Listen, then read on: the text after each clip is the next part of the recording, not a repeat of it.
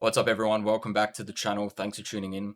In today's video, we're going to be looking at how to sell AI automations to small businesses. Now this is the exact approach that closed a $12,700 deal.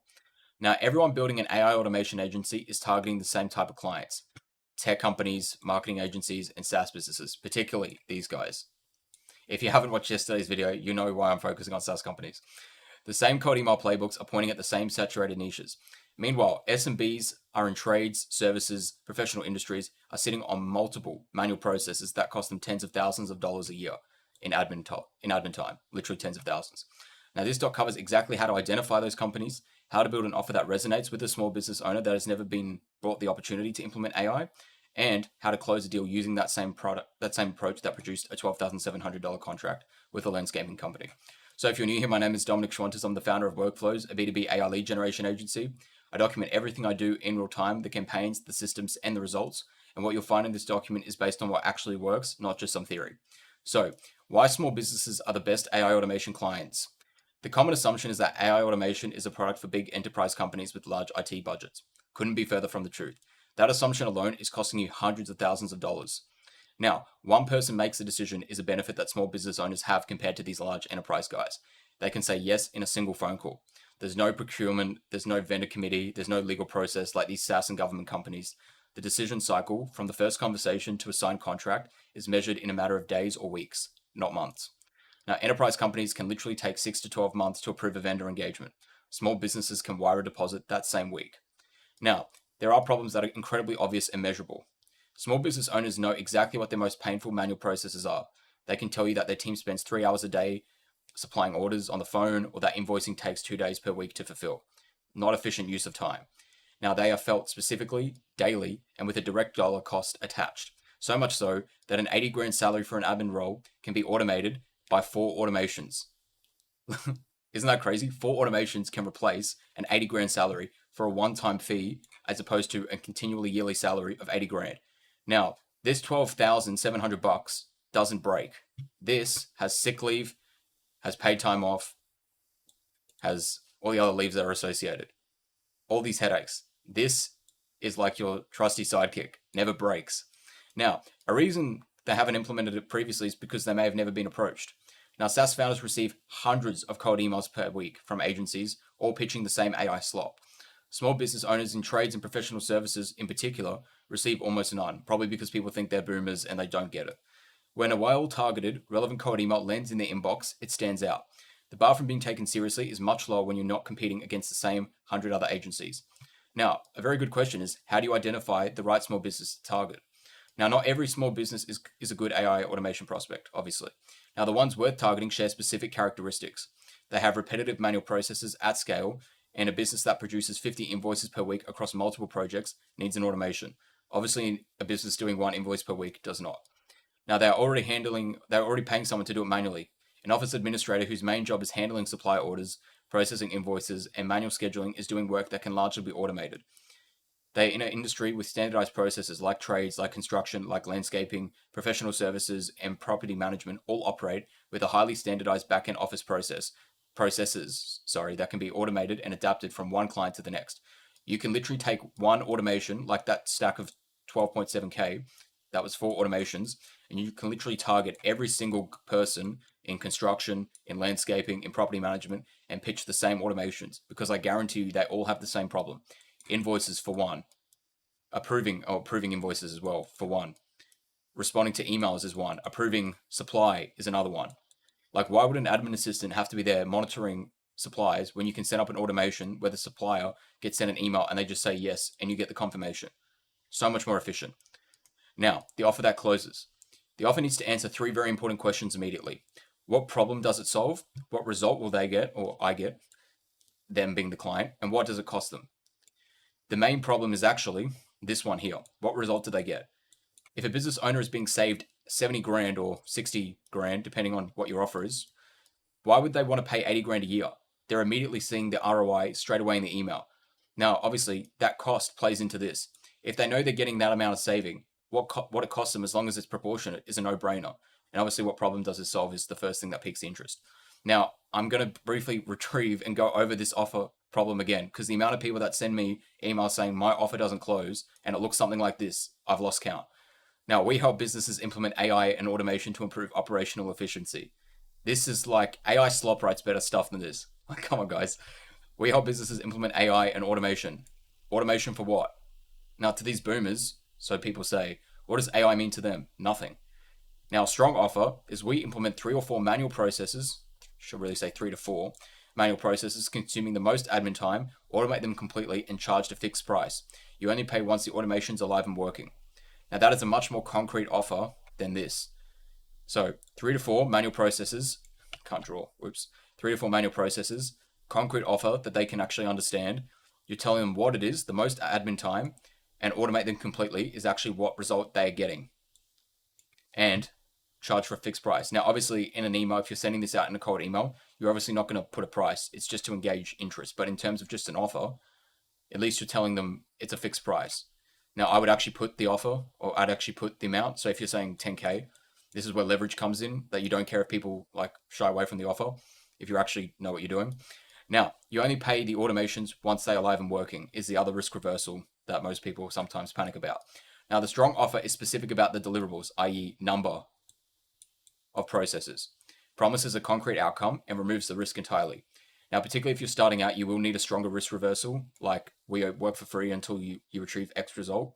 But if you've got case studies, that shouldn't be a problem for you. Now, framing the offer correctly. Small business owners think in concrete terms. Percentages and abstract efficiency gains don't land. Like, I'll save you 50% on your back-end costs. Like, they actually want to solve a figure like 10 grand, 20 grand. Now, that framing that works is what is the process currently costing you in salary or time, and how much would it save if you ran it automatically? For a landscaping company, the 2 to 4 automations replace the core function of an administrator role. That role had a salary of approximately 80 grand a year, and the automation cost 12 grand, 12.7 once. Now, the savings if you were to project it into a compounding calculator. Now, 1 year after the cost is roughly 67,000. Year 2 and beyond is the full 80 grand saving with no additional cost. There's no monthly maintenance of any kind unless something breaks, of course. Now, the return on the ROI in year 1 is approximately 6x. 6x. Now, if you think about the stock market, it's like 8%. Now, by year 2, it's approximately 13x. Now, if you said to someone, I'll give you $1 and every time I get back 5, obviously you take that trade every day of the week because it's the best ROI that there is. Similarly, where else can you find a 13x? Nowhere. Now, let's have a look at the sales process in particular. Now, this is a very straightforward sequence once you have a warm lead from a cold email campaign. Now, the discovery call. The goal is not to pitch. It's to understand whether you can help them. You need to act like a doctor, diagnose them, and actually see if you can help them, not like you're trying to extract money out of them. The goal is to actually understand the business well enough to where you can actually identify what processes are causing the most friction and costing them the most amount of money. Now, the questions that do the most work are, what does your team spend the most repetitive time on, like invoices? Which processes would break if a key person left? Like if that admin person wasn't there at the desk pressing a button, would the supplier still be able to communicate with the team correctly with the X amount of quantity that they have available? What are the most mistakes or delays that are costing you every single day? What would you do with the time if those processes ran automatically? Listen for processes that are manual, repetitive, and happening at volume. Those are the prime automation candidates. So for the proposal maps processes identified in the discovery call clearly to specific automation solutions with before and after descriptions. Now, the pricing is fixed and clearly stated. There's no hourly rates, there's no retainers, there's no ambiguity, no fluff. Just give them a single number for the full build. Keep it short as well. They don't want to read a whole about your company page. They really don't care. Now, keep it 4 to 6 pages covering the problem, the solution for each automation, the tools, the timeline, and the price. Now, one of the most important questions and the most important topics is handling the price conversation. Now, most common objections is that the number feels large relative to what they usually spend on the software or services. The response is always to return to the ROI calculator. If you don't have an ROI calculator, can't speak today, ROI calculator, literally go into Claude and ask them to drill up an ROI calculator. They literally can do graphics and stuff now. Now, if the automation replaces a process costing 80 grand per year in salary, the 12.7K automation investment pays for itself in less than 2 months. The question is not whether 12.7K is a lot of money. The question is whether 12.7K once is better than continuing to pay 80 grand every year for the same outcome. Now, if they just don't understand this, they're just a dummy and you can't help them. But if you literally show them visually on the calculator, like where they actually see the rate of returns in less than 2 months, that's like done your selling for you. Now, the 4 automations that closed the 12.7K deal will revise very quickly, but this is in order of priority as well, by the way. Now, supply and material orders. Now, this was automation number 1 because this was like the most obvious bottleneck to automate. Like literally the team leader would call the office admin would then call the supplier would confirm, and the office admin would then call the team leader back.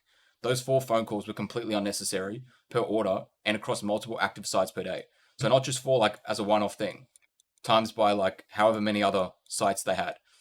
Now, the most efficient thing is that the team leader has a job form. Keep in mind, this job form is structured. Before, they would just put it in a random Word document and it would be completely like incomprehensible to the office admin. So they would have to spend hours per day decoding the order of information.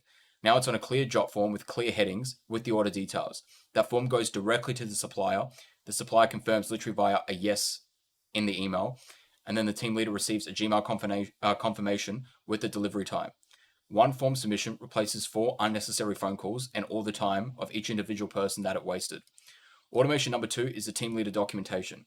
Before, there was absolutely zero standardized reporting processes. Information communicated ad hoc via Word documents and video walkthroughs. The project manager had no reliable visibility into on-site progress. Now, the team leader completes an end-of-day checklist covering what was done, what was not done, whether the program is on track, and with photos. Now, Claude scans the submission, generates an automatic report with photo analysis and the bottleneck identification. Once again, it's clearing up time that the office administrator does not need to spend time trying to decode and wondering what does what, because Claude does it for them. Automation number 3 is also the other most common bottleneck that we see, particularly with progressing payments, invoicing, and bill processing. Everyone is manually processing payments, invoicing, and also the bills as well. Now, every touch point required a human, particularly in this case, to initiate it. Literally, someone had to click yes and approve for every single stage. Now, the entire financial flow runs automatically. Incoming bills are passed and routed. Progress payments trigger automatically when Arrowflow milestones are reached. For those of you who don't know, Arrowflow is like a construction CRM. Contracts generate via SignNow or PandaDoc, whichever one you use, on job acceptance, and Xero invoices create automatically on contract signing.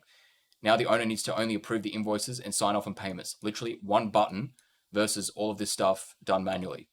Much more cleaner optimization. And finally was the GPS schedule allocation for maintenance. Now this is for construction guys in particular. Now before, maintenance jobs were scheduled manually with no route optimization. The crew routing between suburbs was inefficient and service gaps occurred regularly, meaning that they started in suburb A, they would drive to suburb B, drive to suburb C over here, only to have to come back to suburb A. So this automation essentially centralized everything to make sure that they all did suburb A before progressing to suburb B and then to suburb C. Much more efficient use of time, petrol, and everything else. So now the system analyzes maintenance clients and executes efficient daily service runs by grouping jobs by location together. AI dispatches reschedule reminders when a crew is running behind, detecting the delay and notifying the clients after operations managers approve. So let's have a look at the numbers. Automations number 1 and 3 replace the core function of the admin role. Now, I said 4, but it was really 1 and 2. 1 and 3, I should say. Now, that role carried a salary of approximately 80 grand per year. Just to lay it out again, the cost of 4 automations was 12.7 thousand. The cost of after 1 year of savings was 76,300 bucks. 67,000, sorry. Year 2 and beyond was 80 grand plus recurring annually with no additional cost. We've been over these figures previously. 13x saving after year 2. Now, what this means for you. If you're a small business, AI automation is a real opportunity right now, and it's underserved and accessible. The businesses that need this work exist in every single city, whether it's Sydney, LA, London. The processes that need automating are obvious once you know what to look for. The sales cycle is short, and the ROI case makes itself. The only thing required is a credible offer, a targeted cold email campaign to get in front of the right people and the right decision makers, and a discovery process that surfaces the specific processes worth automating. All 3 of those are buildable. The window for doing this is still open before everyone catches on, but you should move fairly quickly. So that's all I have for you today. Make sure you subscribe to the channel so you don't miss any new videos, and I look forward to seeing you in tomorrow's video.